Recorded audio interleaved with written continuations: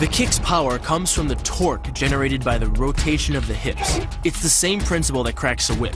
Turning the hips just a few degrees forces the foot to travel a much greater distance and creates a lot of speed as it does. The longer the leg and quicker the rotation, the faster the kick. And unlike karate, Muay Thai fighters are also taught to strike with the hard bone of the shin.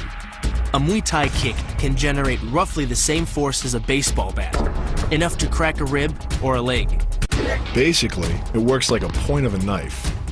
All the force is magnified by being concentrated in a small, hard area. Even if the elbow doesn't deliver a knockout, it will almost always leave a nasty cut and often end the fight. It's not the arms, but the legs that drive our fists. Like a piston, the explosive power of the legs is capable of generating hundreds of pounds of force, all to a very vulnerable area, the soft underside of the opponent's jaw. Like the Hanuman move, the flying knee relies on the explosive power of the legs. But rather than spread the power of our blow over two fists, it concentrates it into the spear point of the knee and combines it with the force of gravity. It's the equivalent of hitting our opponent in the chest with a sledgehammer.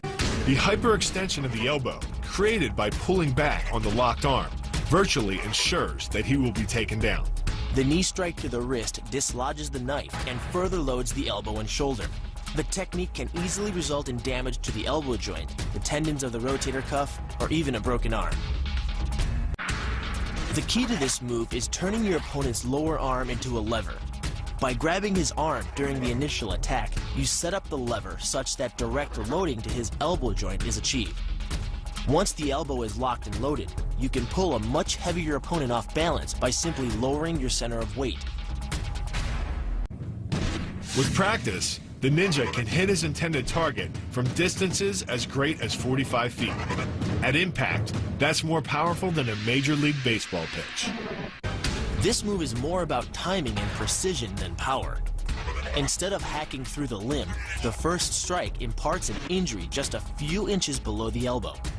The sword's razor-sharp blade easily slices through the soft tissue of the attacker's arm. This opens up his defense and provides the ninja a clean opportunity to deliver the kill stroke, a powerful shot to the top of his head. The move works by using your opponent's own body weight against him. The first strike can land at speeds greater than 20 miles per hour and can stun your opponent with the same injury-producing energy as dropping a bowling ball from over 11 feet onto his torso. By using his arm as a lever in conjunction with the leg sweep, you drive your opponent to the ground. Once he is on the ground, you follow up with a devastating strike to his face. The secret to the move is wrist control. By rotating your opponent's wrist to the maximum extent of its range of motion, the bones of the wrist lock against the bones of the forearm and make it impossible to bring the strong muscles of the upper arm to bear. Then, you can pull your opponent off balance and into a potent knee strike. The combined force of the knee strike and your opponent's forward momentum can be as much as 2,000 pounds, enough to dent sheet metal. The effectiveness of the Pola Kai Mao lies not in raw power, but in speed. By relying on your triceps to snap the strikes forward over the elbow, 3 blows can hit in 7/10 of a second. The final impact of the strike to your opponent's face can deliver as much as 175 watts of power, more than enough power to stun him or crush the cartilage of his nose. You then add insult to injury, firing one last shot into one of the most sensitive regions of the body, the groin. Pulling off the move relies on 2 factors. The first is to combine the block and the strike into a single action. This reduces the time your opponent has to respond to just 1/10 of a second. But the real focus is to aim your strike at the throat.